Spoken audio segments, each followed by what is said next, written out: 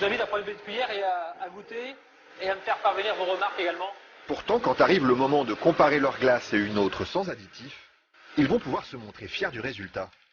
Laquelle vous préférez? Celle avec stabilisant. Celle avec stabilisant. On dirait une vraie crème glacée.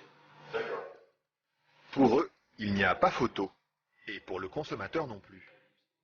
Mais que trouve-t-on exactement dans ces additifs qui permettent de fabriquer des produits light? Et sommes-nous suffisamment informés sur leur composition?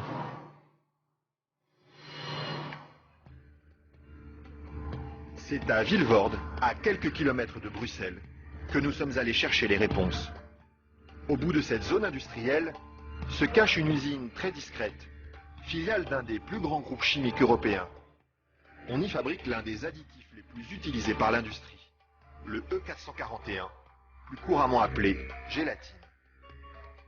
Et le responsable commercial de l'usine, Michel Vandenberg, n'est pas peu fier de nous montrer tout ce qu'on arrive à fabriquer avec son produit miracle.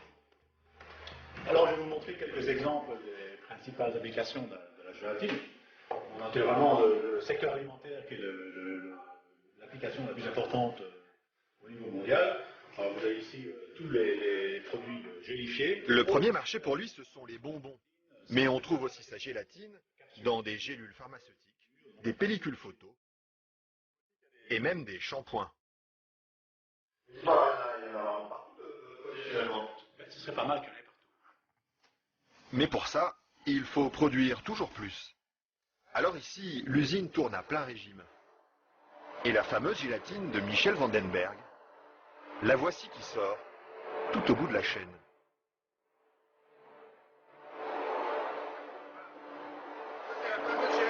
Là, c'est la gélatine. Ce sont ces spaghettis qui collent aux doigts. Il faut à peu près 3 à 4 jours pour arriver jusqu'ici. De la préparation de la matière première jusqu'à le séchoir ici. 3 ou 4 jours de transformation dans les entrailles d'une usine où ces immenses cuves, remplies d'acide et d'eau bouillante, font régner une moiteur tropicale.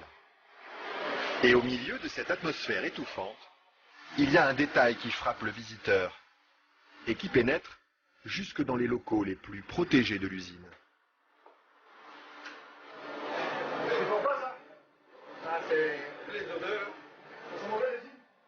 D'accord, ça dépend. Une odeur âcre, d'acide et de graisse brûlée qui flotte sur tout le site, jusqu'à l'extérieur de l'usine. Et la raison de cette odeur, la voici. C'est la matière première avec laquelle on fabrique la gélatine. Ça, c'est la matière première. Nous traitons donc la couenne, la peau de porc. D'accord. De la peau de porc qui arrive par palettes entières dans son usine. Une matière première qui ne lui coûte presque rien et qu'il achète dans toute l'Europe. Ceci vient de Hongrie. Ça vient de Hongrie, d'accord. Voilà.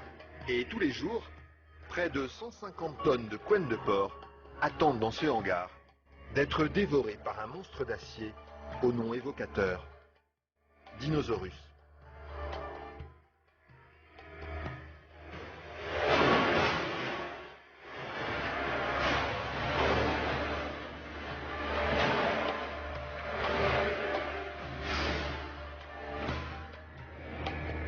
Grâce à cette matière première bon marché, Michel Vandenberg parvient à vendre sa gélatine à moins de 5 € le kilo. Un prix défiant toute concurrence qui lui ouvre sans cesse de nouveaux marchés. Et celui qui marche bien en ce moment, c'est justement le marché des produits light.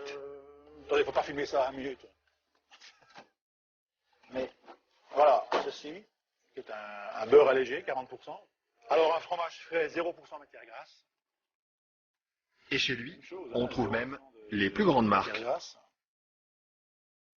En marque Danone, taille fine. Une mousse liégeoise de chez Auchan. Voilà, une mousse de la laitière. Alors un produit Weight Watcher, donc avec moins de matière grasse, pour stabiliser le produit, pour maintenir l'onctuosité des produits, on utilise la gélatine. Un produit que les industriels n'hésitent pas à utiliser en grande quantité. Le seul problème, c'est qu'ils oublient parfois de l'écrire sur les étiquettes. Quand on les regarde, on lit bien la mention gélatine, mais pas l'origine du produit. mettent gélatine, mais ils disent pas quelle est l'origine de la gélatine. Pourquoi? Ils assument pas que ce soit fait à partir de porc. C'est quoi le problème qu'ils ont avec ça? Non, mais je veux dire... Non, parce que c'est un problème, c'est un sujet très sensible. Ouais. Parce qu'il y a quand même les minorités, les minorités musulmanes, juives et autres, qui éventuellement ont des problèmes avec ça. Mais ce serait bien justement de leur dire... Ça, je voudrais pas que... Oui, je sais bien, mais je sais pas s'il faut mettre ça dans l'émission. Mais c'est vrai que, bon... Parce que du coup, ils savent pas si c'est du porc ou de la vache. Du coup, comment ils font pour consommer?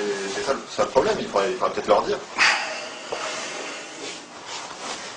Une question qui laisse Michel Vandenberg sans voix et à laquelle aucune marque de l'agroalimentaire n'a souhaité répondre, malgré nos nombreuses sollicitations.